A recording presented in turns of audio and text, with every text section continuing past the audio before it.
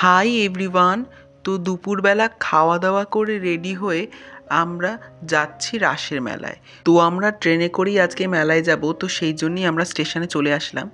তো স্টেশনে আসার কিছুক্ষণ পরেই আমাদের ট্রেনটাও চলে আসলো।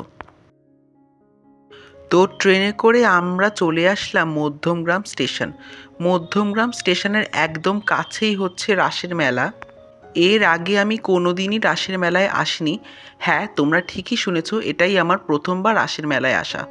এতদিন আমি টিভিতে মোবাইলে দেখেছি রাসযাত্রা, রাসের মেলা হয়, বাট সামনাসামনি কোনোদিন দেখা হয়নি।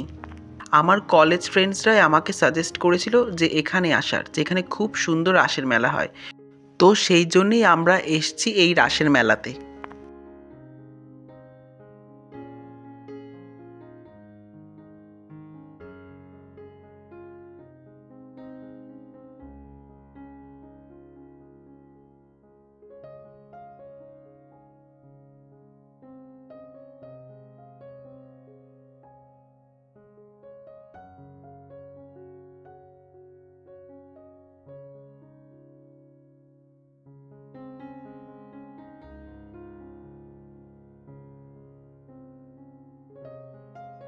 তো মেলার এক পাশে এই দাদুটা টাকা জমানোর ভার বিক্রি করছিল। তো তার কাছ থেকে আমি এই টাকা জমানোর ভারটা কিনে নিলাম। তারপর আমরা চলে আসলাম মেলা ঘুরতে। তো রাইডসগুলো তখনও শুরু হয়নি, তো সেই জন্য আমরা চলে আসলাম মেলার দোকানপত্রগুলোর দিকে।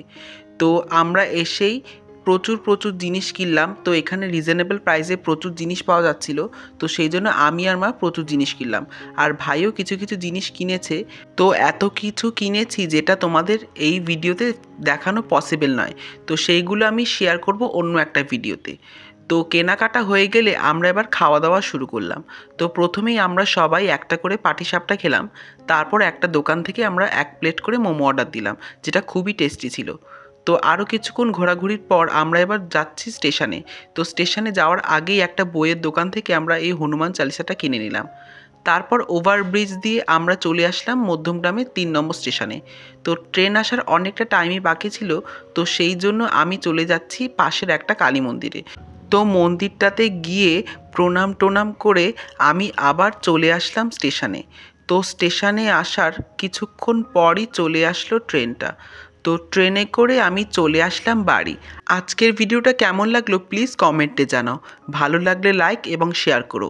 আর হ্যাঁ, চ্যানেলটাকে সাবস্ক্রাইব করো। কিন্তু দেখা হচ্ছে নতুন ভিডিওতে, ততক্ষণের জন্য বাই।